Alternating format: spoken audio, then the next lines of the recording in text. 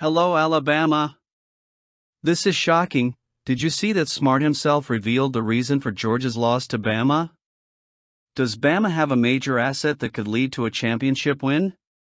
Let's analyze the news, and subscribe to the channel to receive more Bama news. The Alabama-Georgia matchup in Week 5 of college football provided one of the most anticipated battles of the season, and all eyes were on Alabama's young quarterback, Jalen Milroe. To the surprise of many, it was Alabama that set the pace, defying expectations and snapping Georgia's impressive 42-game regular season winning streak. Under Kalen DeBoer, in his first season as head coach of the Crimson Tide, Alabama has shown that it is still a dominant force, especially playing at home at Bryant-Denny Stadium. Jalen Milroe was the standout performer, racking up 4 touchdowns in the first half alone and securing a 30-7 halftime lead. Georgia's defense, which hadn't allowed a touchdown all season to that point, was surprised by Milroe's multifaceted ability, both in the passing game and running the ball. Even with 2 weeks to prepare their defense, Kirby Smart's Bulldogs were unable to stop an Alabama offense that looked unstoppable through the first 2 quarters. It's clear that Alabama, under new leadership DeBoer, has made significant adjustments since losing the 2023 SEC championship game, when the Bulldogs won 27-24. This year's game featured a reinvigorated Alabama, with a more fluid offense and a defense that, while allowing Georgia to rally in the second half, held firm in the crunch. Milroe's 75-yard touchdown pass to rookie Ryan Williams in the final minutes of the fourth quarter sealed the victory and reaffirmed the Crimson Tide's status as one of the powerhouses of the season. Kirby Smart was blunt in explaining the Georgia defense's struggles in containing Milroe. "He's really tough to defend," Smart said. "You have to pick your poison. Do you want him to run the ball or do you want him to play coverage and try to keep an eye on him so he doesn't get out of the pocket?" That observation reflects the complexity of facing a dynamic quarterback like Milroe, who can do damage with both his legs and his arm. Even with a defense loaded with talent, including 2-time All-American Malachi Starks, the Bulldogs were unable to contain Milroe in the first half, which ultimately proved decisive in the final result. Despite a solid second-half performance, in which Georgia was able to adjust its defense and cut into Alabama's lead, the effort was not enough. The game marked the Bulldogs' first regular season loss since 2020, a loss that will have repercussions for the rest of the season. Georgia's path will only get more challenging from here on out, with teams like Texas, Ole Miss, and Tennessee on the horizon. For Alabama, this win is a major milestone in the Kalen DeBoer era. Under his leadership, the Crimson Tide have shown a renewed identity and confidence that harkens back to their glory days under Nick Saban. And Jalen Milroe, often compared to Jalen Hurts, is proving he is what it takes to take Alabama to new heights, whether it's in the SEC title race or eventually the college football playoff. As he continues to grow and perform, Milroe is increasingly cementing himself as one of college football's biggest stars and a future NFL talent. What do you think? At the end of the video, I'd love to hear your comments. Ryan Williams' performance in the last matchup between Alabama and Georgia is a clear indication of what a brilliant guy he could be as the future of college football. The young wide receiver, who is not even 18 years old yet, is already standing out as one of the sport's greatest prospects. His performance in the 41-34 thriller over the Bulldogs was simply outstanding, with 177 yards and 2 decisive touchdowns that put Alabama on top in one of the most anticipated classics of the season. Georgia coach Kirby Smart did not hide his discomfort when asked how his defense could contain Williams. His answer was simple and direct: "We can't do anything special with Ryan Williams." This statement reflects the impact that the young player is already making in such a competitive scenario. Williams is part of a generation of athletes who, in addition to shining on the field, dominate the strategic aspect of the game off the field, with total control over their destinies. Williams' combination of technical skills and strategic intelligence makes him a threat to any defense, as we saw in that monster touchdown catch that sealed Alabama's victory. He simply changed the game. What makes Ryan Williams an even more intriguing figure is the context in which he emerged. He is part of a new era in college football, where the transfer portal and NIL have redefined the relationships between players and programs. Williams, from his early days in high school, was already forging his own path. Committed to Alabama since he was a 10th grader, Williams has remained steadfast in his commitment despite numerous approaches from other major schools, including Auburn. But the question that looms large is, can Alabama keep him on its roster? We live in an era where a player's commitment is no longer set in stone.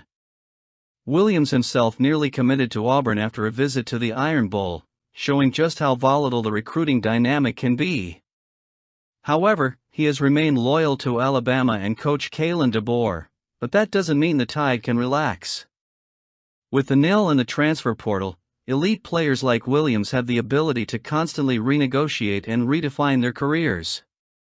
Alabama has had to recruit Williams 3 times and may need to recruit him a few more before he leaves Tuscaloosa. This new landscape puts Alabama in a unique position. On one hand, the program has the privilege of having a generational talent like Williams. On the other, the pressure of retaining the talent amidst enticing offers from other programs and NIL teams is a constant challenge. Williams' stellar performance against Georgia certainly cemented him as a star, but it also put him even further on the radar of other schools. The question is not only whether Williams can continue to develop and take Alabama to new heights, but also whether the program can retain him amid a rapidly changing competitive landscape. Alabama's win over Georgia was not only a show of team strength, but also a reminder of the new reality of college football. Players like Ryan Williams are rewriting the rules of the game, both on and off the field. For Alabama, having Williams is a blessing, but keeping him will be an ongoing challenge. The news of Malachi Toney's decommitment to Miami comes at an interesting time for Alabama, which appears to be firmly in the running for the talented 4-star wide receiver. The announcement came shortly after his visit to Tuscaloosa for the Alabama-Georgia game, which only reinforces the possibility that the Crimson Tide is becoming an attractive option for the young athlete. Toney, who recently reclassified from the 2026 to 2025 recruiting class, is already being considered a top prospect at his position. The fact that Alabama was able to lure him for a visit during one of the biggest games of the season suggests that the Kalen DeBoer-led program is stepping up its search for players who can make a real difference in the coming years. Toney possesses a skill set that makes him an interesting addition to any top team.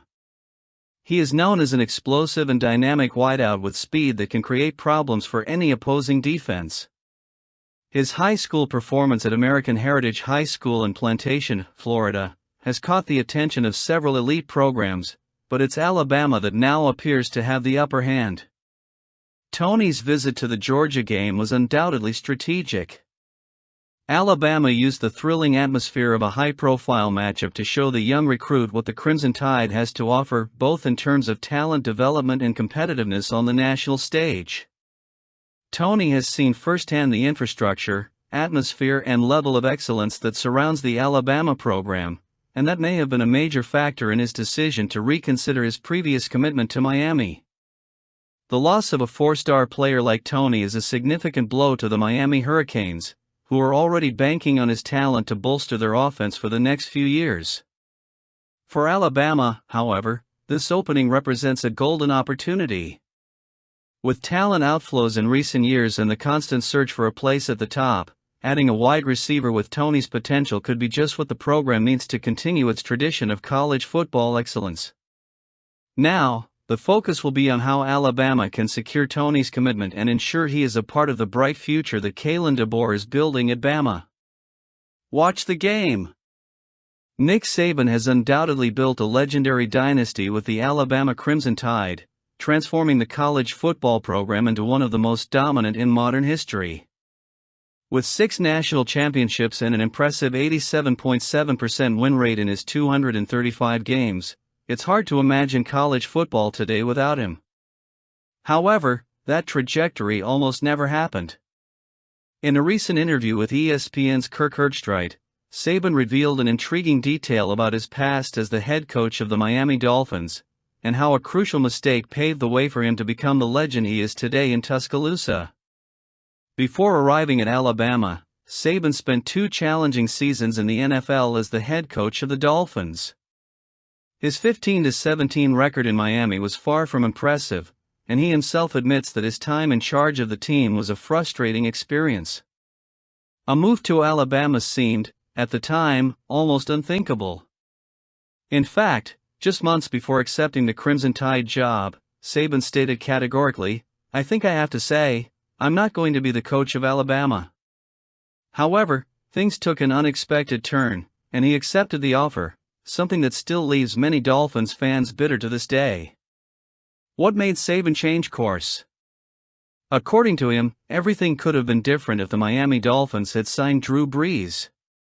The future Hall of Famer was available as a free agent, and Saban saw him as the final piece needed to transform the Dolphins into a playoff team.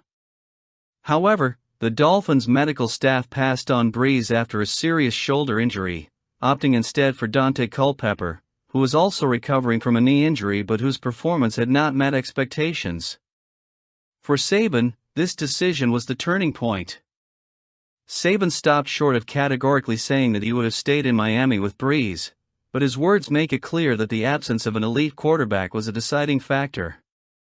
"When we didn't have a quarterback in the NFL, we weren't going to win," he mused. Without Brees, the prospect of success in Miami seemed increasingly distant, and it was at that point that Saban realized his impact in the NFL would be limited. The decision to leave and return to college football seemed inevitable, especially when Alabama courted him with an enticing offer. The story of how Brees ended up signing with the New Orleans Saints instead of the Dolphins is not without its irony. Saban recalled that he reached an agreement with Brees' agent to keep the failed physical a secret for 72 hours, which allowed the Saints to act quickly and secure the signing.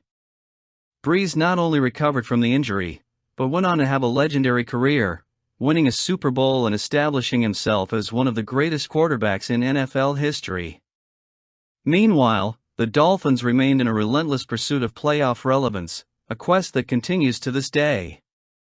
For Saban, returning to college football was a decision that turned out to be more than a good one. At Alabama, he found the perfect environment to exert his control and influence over the program, molding it to his own liking and creating a culture of success that few other teams have been able to match. In retrospect, his brief NFL tenure seems more like a lesson in what works for him as a coach. In college, Saban had more autonomy to shape his team and develop players, something he felt he lacked in the NFL, where, he says, there's a lot of parity and a lot of rules that limit a coach's ability to truly impact an organization. The ultimate irony, of course, is that this mistake with Brees paved the way for an era of nearly unparalleled dominance in college football.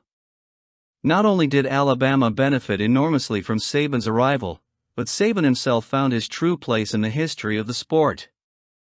As for the Miami Dolphins, the Brees mistake is one of the biggest missed opportunities in recent NFL history, but Bama was a place of opportunity after that. What do you think? Let us know.